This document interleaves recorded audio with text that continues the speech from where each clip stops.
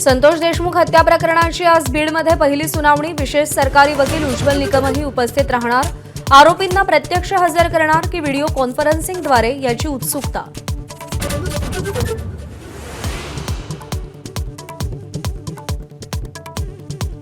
अर्थसंकल्पीय अधिवेशनाचा आज शेवटचा दिवस। अधिवेशनात आज संविधानावर चर्चा। शिफारसीच्या 20 दिवसांनंतरही विरोधी पक्ष नेत्याचा निर्णय का होत नाही यावरून भास्कर जाधव आक्रमक।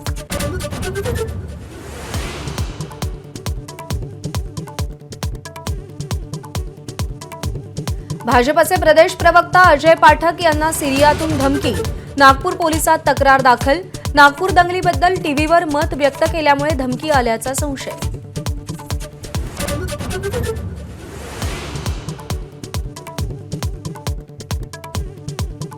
वादग्रस्त व्हिडिओनंतर स्टँड अप कॉमेडियन कुणाल कामरानं पुन्हा शिवसेनेला डिवचलं। हम होंगे कंगाल या गाण्यावर तोडफोडीचा व्हिडिओ व्हायरल। माफी मागण्यास नकार।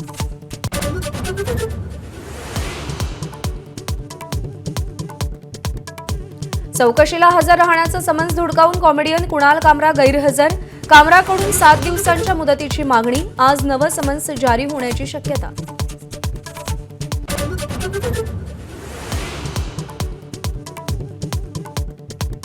औरंगजेबानं संभाजी महाराजांना मनुस्मृतीनुसार देहदंड दिला। हुसेन दलवाईंचं वादग्रस्त वक्तव्य।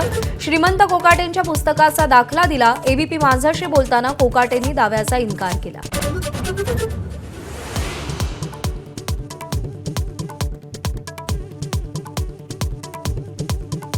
सांगलीत तेलंगणातून गांजा तस्करी होतीये। वाळव्यात तिघांकडून 8.5 लाखांचा गांजा जप्त, तर ओगलेवाडीच्या दोघांना कराड पोलिसांकडून एमडी ड्रग्ज रॅकेटमध्ये अटक। राज्यसभेत आपत्ती व्यवस्थापन चर्चेत अमित शहांचा काँग्रेसवर हल्लाबोल। पीएम केअर फंडच्या पारदर्शकतेवर शंका घेतल्यानं शहा आक्रमक। काँग्रेसच्या काळात एकाच कुटुंबाकडे मदत निधीची मालकी, शहांचा आरोप।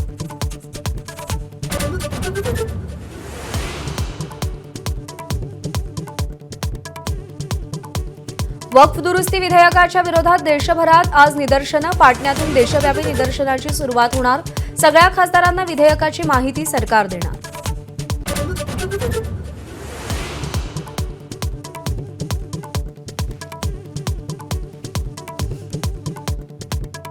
दिल्ली हायकोर्टाचे न्यायाधीश यशवंत वर्मा यांच्या घरात सापडलेल्या नोटांप्रकरणी चौकशी सुरू। सुप्रीम कोर्टाच्या समितीनं वर्मांच्या घरी भेट दिली, तर वर्मांच्या अलाहाबादमध्ये बदली विरोधात वकील संघटना आक्रमक।